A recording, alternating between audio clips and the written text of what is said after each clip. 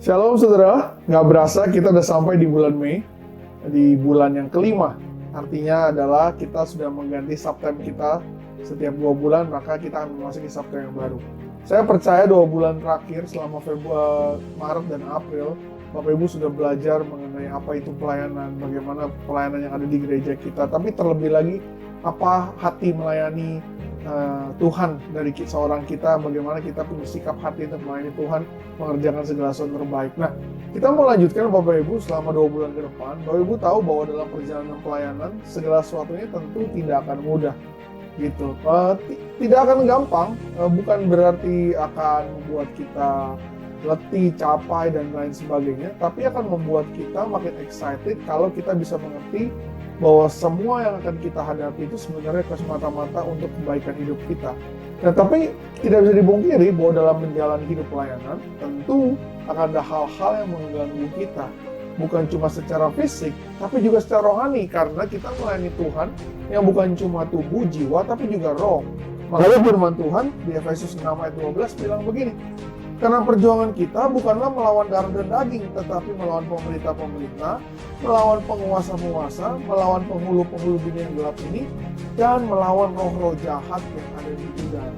Itu sebabnya bahwa kita semua perlu dilengkapi Bapak Ibu. Selain kita bekerja, selain kita berusaha melakukan segala sesuatu dengan fisik tubuh kita, tapi roh kita juga perlu dijaga. Itu sebabnya kami percaya setiap hari sebenarnya tanpa Bapak Ibu sendiri sadar, kita mengalami apa yang disebut dengan peperangan rohani. Kita bergumul secara roh untuk menentukan ya dan tidak, A atau B dan lain sebagainya. Yang karena setan itu tidak bisa melukai kita secara fisik, tapi dia bisa melukai kita secara pikiran. Dia serang pikiran kita, dia ganggu, dan dia akan utik itu sampai kita kehilangan pengharapan kita sama Tuhan.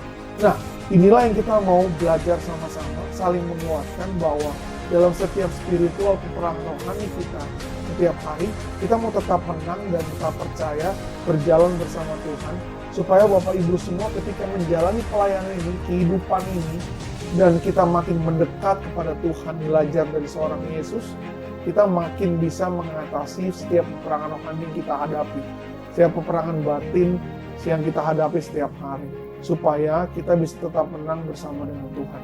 Jangan khawatir, saya tidak sempurna, Pastor Irfan tidak sempurna, saya tahu Bapak Ibu juga tidak sempurna, tapi kita bisa sama-sama belajar selama 2 bulan ini, saling menguatkan, dan tentunya menerima impartasi yang baru yang datang dari Tuhan, supaya dalam setiap peperangan kita bisa menang bersama dengan Tuhan. Selamat menikmati 2 bulan ini, selamat berperang secara rohani, Tuhan Yesus memberkati.